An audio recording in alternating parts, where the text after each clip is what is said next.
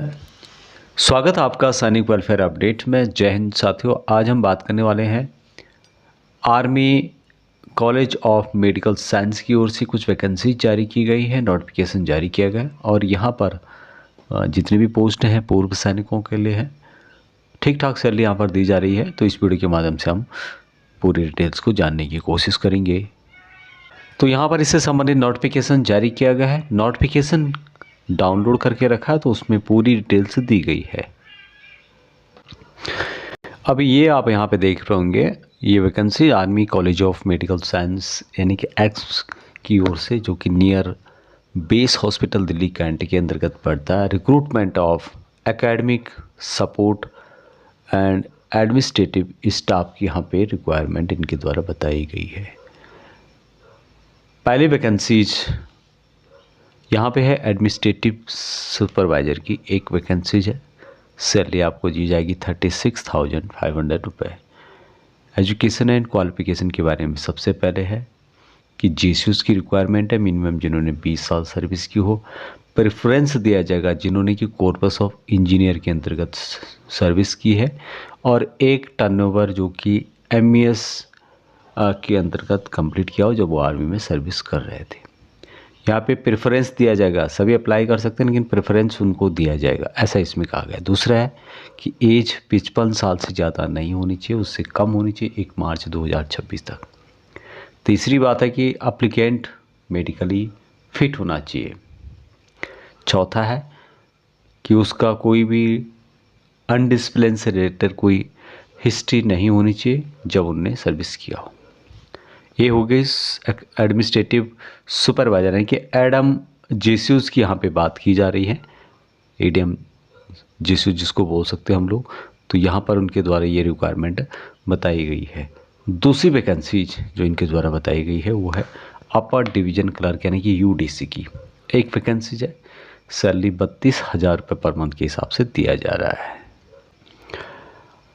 Education qualification के बारे में सबसे पहले है कि जो भी एप्लीकेंट है वहाँ कंप्यूटर की जानकारी वाला होना चाहिए, जिसने कि जो इंस्टीट्यूट से लेकर रिलेटेड जो रेपुटेड ऑर्गेनाइजेशंस हैं उसमें काम किया हो। प्रिफेयर किया जाएगा उसको जिन्होंने कम से कम 20 साल सर्विस की हो क्लर्क की आर्मी के अंतर्गत।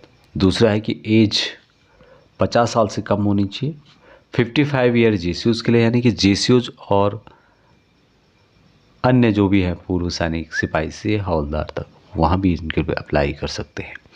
अभी ये सब के लिए बताया गया है कि 45 से कम आपकी एज होनी चाहिए 1 मार्च 2026 तक। The applicant should medically fit होना चाहिए। तीसरा है कि टाइपिंग स्पीड आपकी at least 40 word per minute computer के अंदर होनी चाहिए और एबल होना चाहिए यानी कि आपके अंदर क्वालिटी होनी चाहिए कि आप अकाउंट वगैरह जो भी है टैली या फिर उससे रिलेटेड अकाउंट से रिलेटेड काम कर सकें। चौथा है कि should not have any disciplinary, उसका कोई भी अनडिसिप्लिन वाला हिस्ट्री नहीं होना चाहिए।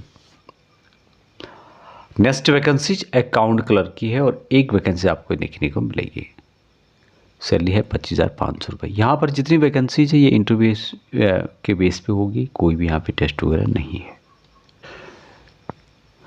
एजुकेशन एंड इनके द्वारा रिक्वायरमेंट बताया गया है कि सबसे पहले यदि किसी ने बीकॉम किया है ग्रेजुएट एंड कंप्यूटर की जानकारी रखता है, 5 ईयर एक्सपीरियंस किसी ऑर्गेनाइजेशन के अंतर्गत आपने काम किया है, इंस्टीट्यूशनल जो इंस्टीट्यूट्स होते हैं, एजुकेशनल जो इंस्टीट्यूट्स होते हैं एज अकाउंट क्लर्क, तो यहाँ पर जो भी पूर्व सैनिक 15 साल जिनकी सर्विस कम से कम रही हो और आर्मी के अंतर्गत एंड जिन्होंने कम से कम 5 साल अकाउंट क्लर्क का काम किया हो इस अवधि के दौरान पूरी सर्विस पे, तो उनको यहाँ पे लिया जाएगा। दूसरा है कि एज 50 ईयर उससे कम होनी चाहिए नॉर्मल के लिए और 55 ईयर जीसीयूज के लिए है।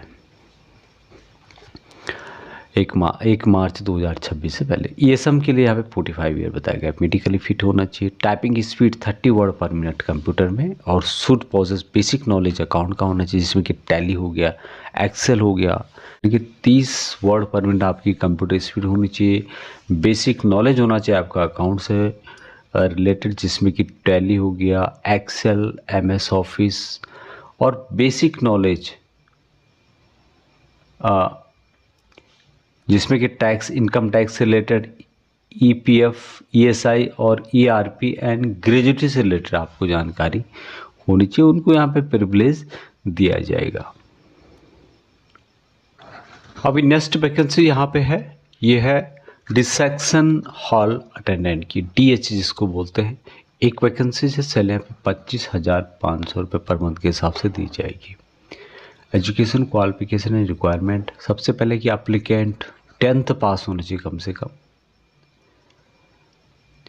दूसरा है कि एक्सपीरियंस जिनको भी है पहले का हॉस्पिटल या फिर मेडिकल कॉलेज, उनको यहाँ पर प्रेफर किया जाएगा।